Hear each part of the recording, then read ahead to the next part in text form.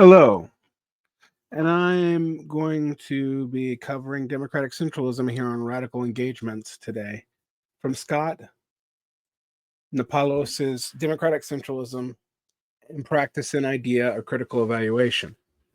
This is an anarchist text whose visions of politics, I think, is rooted in a time where autonomous struggle was seen as a lot more possibly successful than it is today, based on movements like the Zapatistas and the Oaxacas struggles in the mid aughts and the alta globalization movement.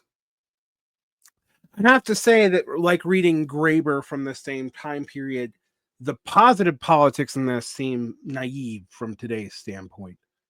Most of these movements were defeated, the Zapatistas lasting the longest. The South Korean workers' movement is still pretty militant, but did not ultimately win. The alta globalization movement liquidated into Occupy and then sort of went away. And the Greece insurrectionary movements that presented so many challenges to left answers to movementism ended up liquidating into Syriza and slowly being choked off. But we do have to deal with the fact that there was a reason particular views of democratic centralism became unpopular. Now, I have looked at the work of Lars Lee and seen that democratic centralism was not even really one thing for Lenin and the Bolsheviks, that its meaning changed over time, and it was not an operational principle of the Bolsheviks, period. At least not until after the Civil War. And in the beginning, the focus was on democracy and only available when the party could operate above ground. And in the period of the Civil War and consolidation of the Russian state, there's a focus on centralism to centralize the state.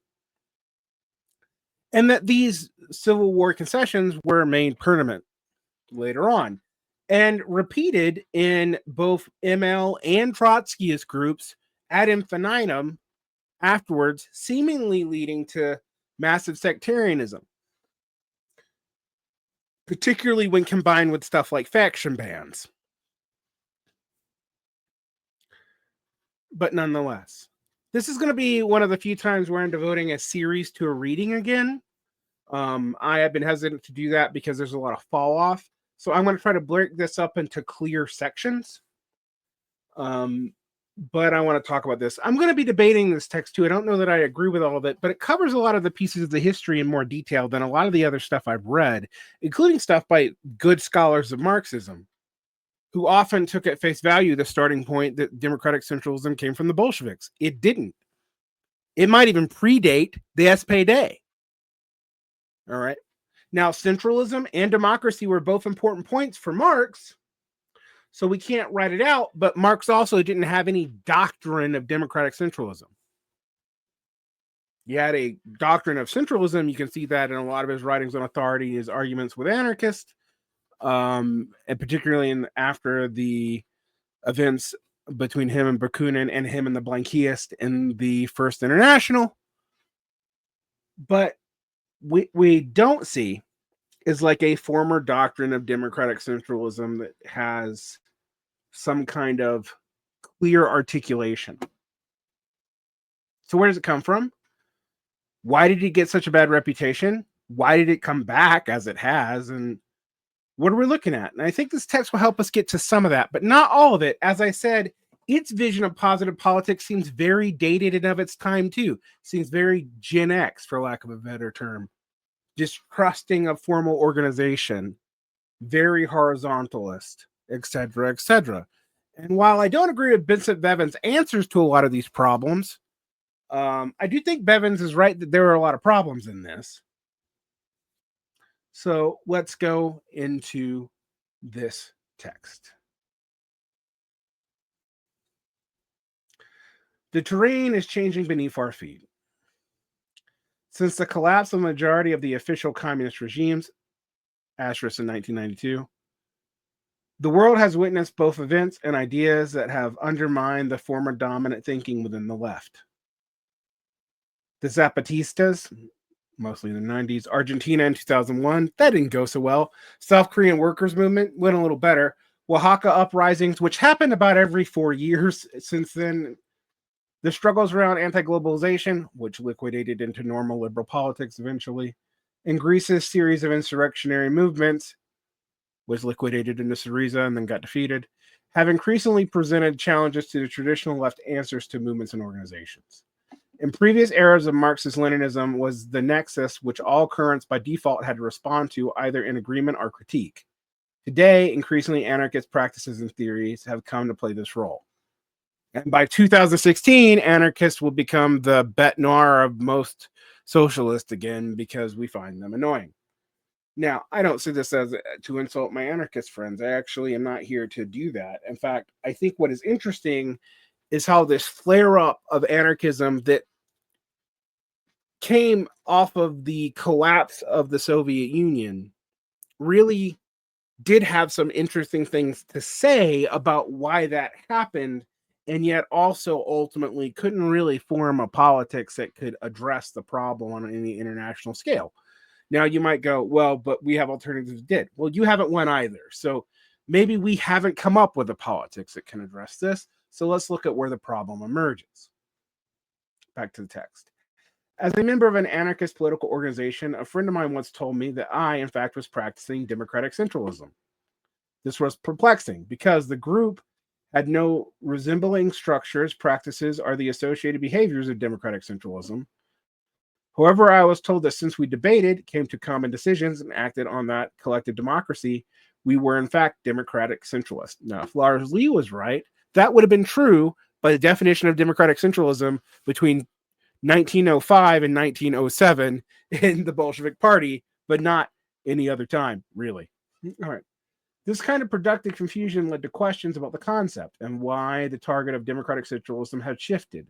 This move, the shift in conceptual territory at the core of the concepts of a certain orthodoxy, comes up repeatedly, not only with democratic centralism, but also with surrounding ideas like crisis, dialectic, the state, and class. All these terms are contested, peeps. They are. I mean, Marxism actually came to intervene in these contestations. That's why Marxism came to be. The resulting cognitive dissonance caused me to investigate attempts at reinvigorating the concept of democratic centralism, democratic centralist revisionism, and understand truly what it is, where it came from, and how it had been practiced. It can be reasonably asked why someone would choose to address democratic centralism in light of the catastrophic legacy of the so-called official communist parties of the world. Present and former union rulers of the Soviet bloc and associated Marxist-Leninist governments who popularized globally the concept of democratic centralism have left us. Well, the PRC was still around, as is Vietnam, as is the DPRK, although the DPRK is not democratic centralist. Which you say is actually kind of different. Cuba's mostly still around. But in general, yeah, it's a good question. Indeed, the human tragedy that occurred throughout the old Soviet-aligned nations is so great that we can reasonably question whether or not we have gotten to the bottom yet, or whether more horrors are still to be discovered. I don't know, man. I think actually, for all the horrors of the Soviet-aligned nations, a lot of them were more organic and from below than people like to admit. Now, a lot of Marxist-Leninists would use this to defend things like the ease off China as being truly democratic. I don't think that's a good thing. I think democratic is a good thing, but I don't think that saying the use off China is democratic is a good way to defend it. Nonetheless, I do think this idea that it was all just like the Central Committee killing people is just wrong. This was also true for the Great Proletariat Social Revolution, or Cultural Revolution, excuse me, not Social Revolution, which also had a lot of massacres, but also actually still saw the increase of the average lifespan of the Chinese person during that time period. So it's a mixed bag. It led to the brief collected period, which was ended with the ascension of Deng, etc., etc. From another perspective, for revolutionaries who find no correction between democratic centralism and these tragedies, we live in a different era from the birth of the maturation of democratic centralism. And that's true. That's partly why there's a lot of contestation about what it even is, why it became a problem in Marxist-Leninist organizations. I mean, Marxist-Leninist organizations critique their own views of democratic centralism as stifling. I've gone over some of them. Today is a time of dispersed movement, low levels of struggle, and a failure of the left to organize and sustain itself, which is weird that you were just celebrating those movements and yet saying also that the left is at low levels of struggle. Okay, anyway. The material reality and historical moment of democratic centralism's heyday cannot be further from our own. But yet it was going to come back, peeps. But not really. Only as stuff people aspire to, not stuff that they actually do. Because of the decompositions and changes both in movements and discourse, this has created trim pressures on the thinking around democratic centralism. On the one hand, there is a current underway of reframing such concepts, likely at least in part in response to the challenge posed by the failures of the so-called official communists and challenges from the new libertarian currents and events to such thinking. Libertarian here means anarchist, I'm guessing, which were dominant in the aughts and have largely faded away. With the collapse of the Soviet Union, attempts to reinvigorate democratic centralism and rescue it from its authoritarian and bureaucratic elements have been increasing. Here, democratic centralism is being remixed for a new audience by official communist orthodoxy, Stalinist, Trotskyist, and Maoist, etc., or by oppositional Marxist-Leninist tradition that has argued for a more libertarian interpretation of the concept. I've actually covered some of that. Many Marxist-Leninist parties and political formations now give verbal credit to concepts like participatory democracy, worker self-management, and other traditionally libertarian or anarchist concepts. Well, surprise, surprise, they did that in the 1920s too. It's not new. The International Socialist Organization, US, the ISO, Cliffite-Trotz, for example, while remaining adherents to democratic centralism, frames its democracy beyond simply democracy in terms of participatory democracy. There have to be formal mechanisms of democracy within the party, but more than that, democracy has to be active and participatory. But, you know, we're not going to do things like secret ballots or individual candidates. We're going to vote for slates like we did in 1921 after the Russian Civil War. Yeah, that makes sense. All right. The Socialist Workers' Party UK, which earlier was an international organization with the International Socialist Organization, they split over some disagreements about the Middle East, but both remain Cliffite tendencies. Likewise, frames workers' self-activity in terms of a relationship with democratic centralism. Quote, the self-activity of the working class develops through struggle against an enemy class. As part of this self-activity, revolutionary workers have to be able to suggest ways of generalizing the struggle, tactics that can produce victory. They can only do so successfully by suggesting tactics, by offering leadership that fits with the leadership offered by revolutionaries active in other parts of the class. The question of coordinated direction, of centralized leadership, necessarily arises again. The existence of a centralized revolutionary party does not, therefore, form an obstacle to the self-activity of the masses. On the contrary, the latter is incomplete without it. Freedom Road Socialist Organization, I don't know which one. I don't know if this was written before the split of the Freedom Road Socialist Organization, draws more explicitly from anarchist influence within its members of its party and condemns the practice associated with self-identified democratic centralist organizations as bureaucratic centralist. Many of our revolutionary youth are under the organizational sway of various anarchist tendencies. Some of them are strongly influenced by what they believe is the Zapatismo. They have also, perhaps rightly, been soured by what they have learned of the bureaucratic centralism and vanguardism practiced by various Marxist-Leninist parties historically. Now, this came out of Maoists with a mass line mentality. Though, in this moment, such statements seem unassuming, it's worth reflecting on their significance. Even the fact that a group like the SWP UK, Trotsky's group, would have put forward and defend the concept of self-activity of the working class is a sign of the times. It is, but it's also not something historically removed from Bolshevism, my friend. Democratic centralist thinking is being pushed to defend itself against critiques both past democratic centralist movements and the growing dominance of anarchistic thinking that seems to contradict democratic centralism. Democratic centralism is seen either as an unachieved goal are a tool which can provide solutions to a new environment we find ourselves in. These are the multiple attempts to contest the ownership of democratic centralism, craft a new revisionism about democratic centralism. Everybody calls everybody else a revisionist, but yes, break it off from crass Stalinist form, whatever we think the most crass Stalinist form is. And even most Marxists and Leninists have Stalinists they think are crass and they dislike. They just don't mention it very much. And claim new lineages or practices. As the Freedom Road quote shows, such moves do not only come from within the Marxist-Leninist milieu, but also from ex-anarchists and anarchist sympathizers, which a lot of people were back then and still are. I mean, this is neither necessarily new nor sorely monopolized by the Marxist-Leninist left. Perceived roadblocks and limitations of the broad libertarian or anarchist milieu have sent some in search of answers to real problems as they face as revolutionaries and struggle. Yeah, anarchist organizations based on consensus are really hard to operate. Way harder than democratic centralist ones, I'll tell you that right now. The series of protest movements was fueled anarchism's rise in the global north: anti-nuke, anti-nuclear war, anti-globalization, anti-austerity.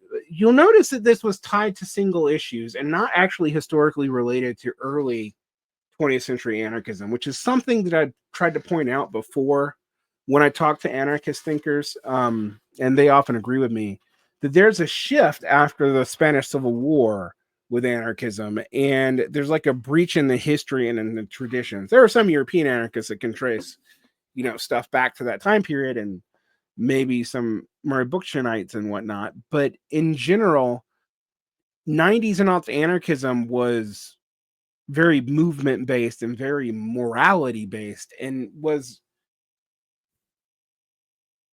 often finding its historical notes by looking backwards, not by having continuity with it. But that's true for most groups. I mean, most Marxist-Leninist groups today, or Marxist-Leninists you meet on the internet for sure, do not actually have historical ties to historical Marxist-Leninist parties with anything related to the common form or the common turn, the Third International. Indeed, a lot of these things are splits of splits of splits or splits. Are there new sects that have emerged that have claimed a Marxist-Leninist pedigree for themselves? Or they have even been groups that were priorly Trotskyists, like the Marcyites, who became Marxist-Leninist over time, like the World Workers' Party and its split, the PSL. The PSL was never technically Trotskyist, I guess, since it split from the World Workers' Party. All right. Having presented insufficient responses to the attacks of states and capital, and the unorganized and anti-organizational libertarian milieu is perceived as not posing sufficient answers to on-the-ground issues of how to respond to repression, I think Vincent Bevins does cover this rather well, even if I don't think he covered why these became normal answers very well. How to push forward the revolutionary challenges and how to build upwards across peaks and valleys of struggle. Some anti-authoritarians, though likely a small minority, thus have begun to turn to democratic centralism as well as a cure for the perennial disorganization and out-organization of social movements at this time as a general response to low points in the struggle. We'll do one more section. Framing failure.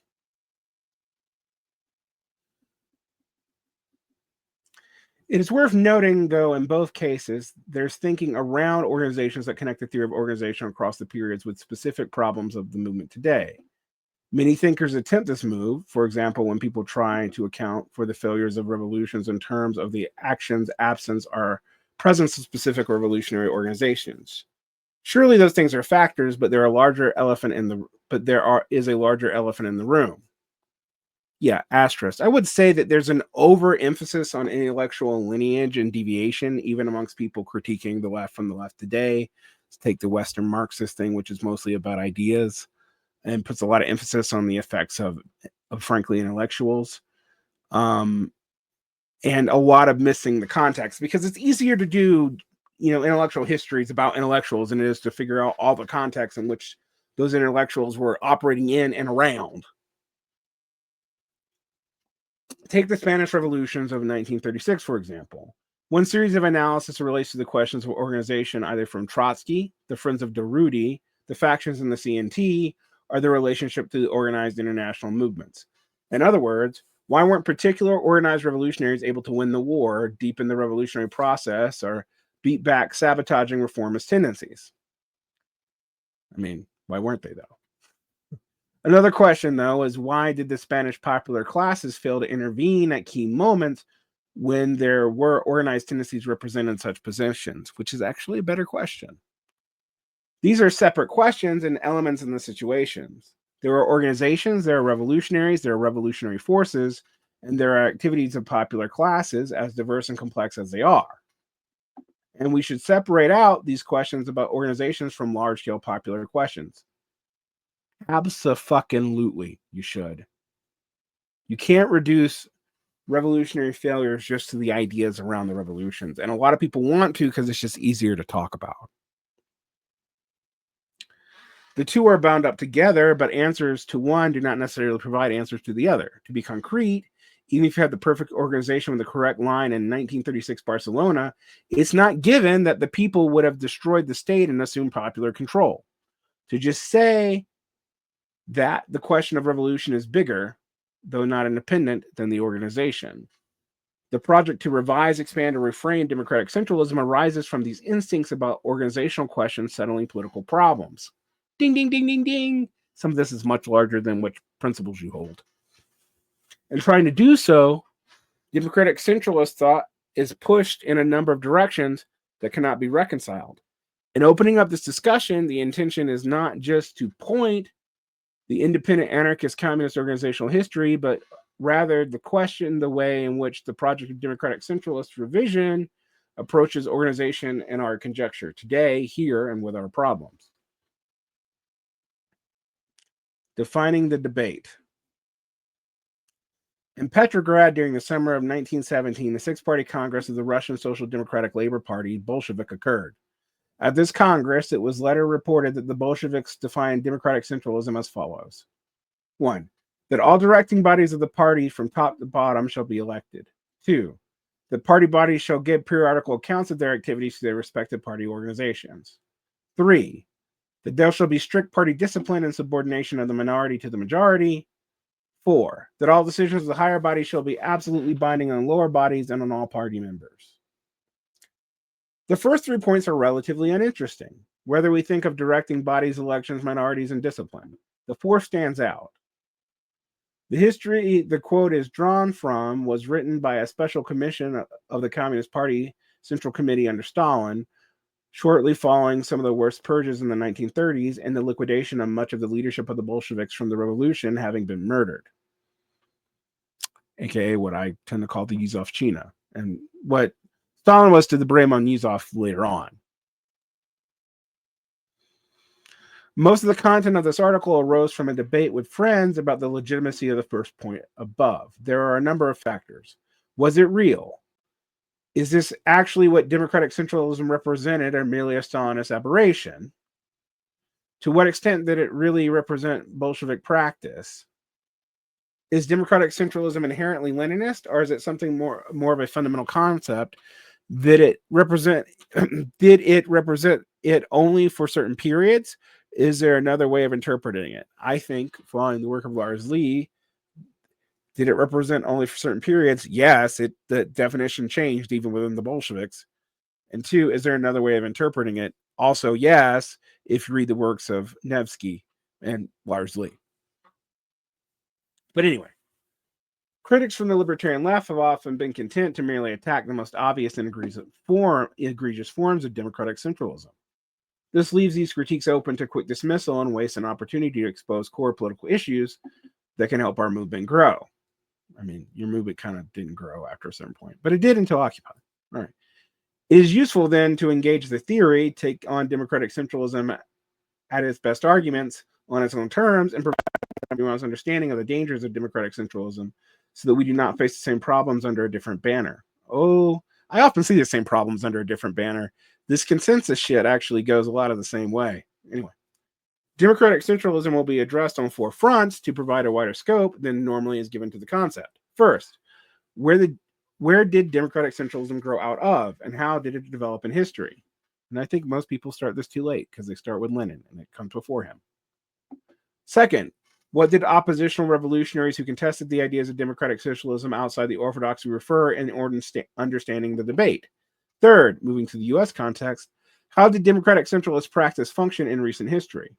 Lastly, what does it look like if we abstract away all the history and practices and look at the hypothetical as a theory of the process of the internal functioning of organizations? That last question is interesting because it is a good litmus test. Like, if we change the historical context, does this work? Okay. Within democratic centralism, we see all the theorists. There are two components: a process of internal functioning and a structural proposal for the interaction of centralized bodies within the base of the party. The interpretations between the two components vary. It is with the process of internal functioning that we find the main motivators for theory and practice, as well as the best insights it had to offer. The structural proposal, on the other hand, has least offered justifications and the worst implications. It is in the ambiguity within and between these two components and the failure to demarcate the structural component from the authoritarian relation that gives democratic centralism its fatal flaws. I mean, you got to prove that, friendo. And makes any reinvigoration from more democratic motivations unsustainable. Though unfortunately blah, the investigation tries to reveal a fork created by democratic centralism. On one side is the material reality of democratic centralism as a living theory in the history of class struggle with inherent bureaucratic and authoritarian tendencies. As Nho Van, a Vietnamese revolutionary and participant in various Vietnamese Leninist party states, the so-called workers' parties, Leninist parties in particular, are embryonic forms of the state. Once in power, these parties form a nucleus of a new ruling class, bringing about nothing more than a new system of exploitation. On the other side, there is democratic centralism as a liberatory concept abstracted from practice, yet so broad that nearly every form of organization from anarchist to market socialist becomes democratic centralist and hence meaningless. The goal, as with any revolutionary inquiry, is not merely to castigate or to try to paint the adherents of movements or theories as one-sided pathological villains. We'll see if you actually succeed at that. But to learn from the mistakes and victories of humanity in pursuit of liberation from centuries of exploitation and oppression.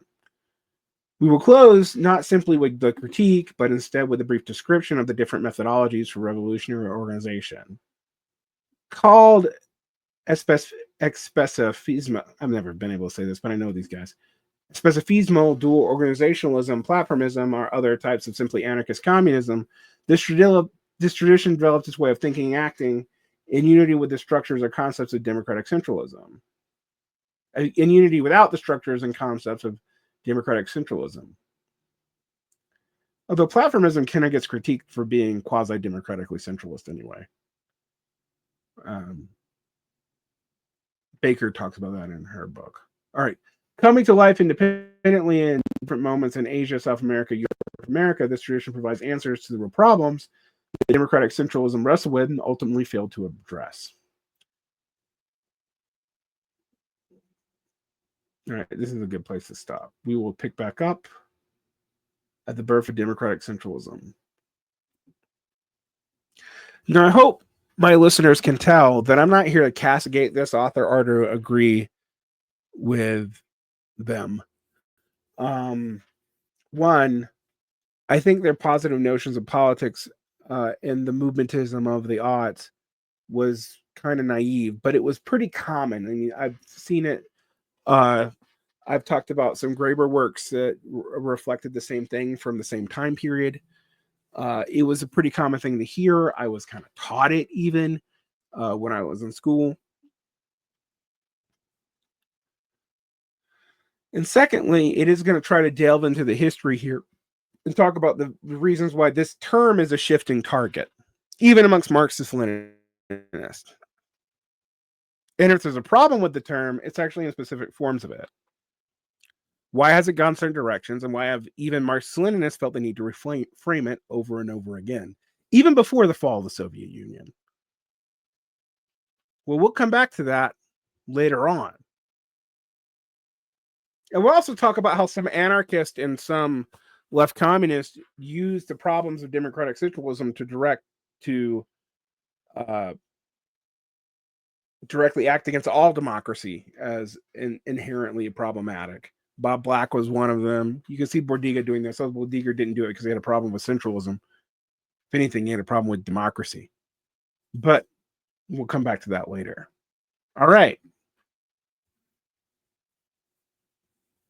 When we come back, we'll get the history of democratic centralism and its German, not Russian, origins. Take care. Like and subscribe. If you want more, hit the bell. If you want a lot more, you can subscribe to the Patreon for as little as $4 a month, where there's thousands of hours of additional content. If you really want to get used to my really annoying voice. And on that note, protect your peace. Have a great day.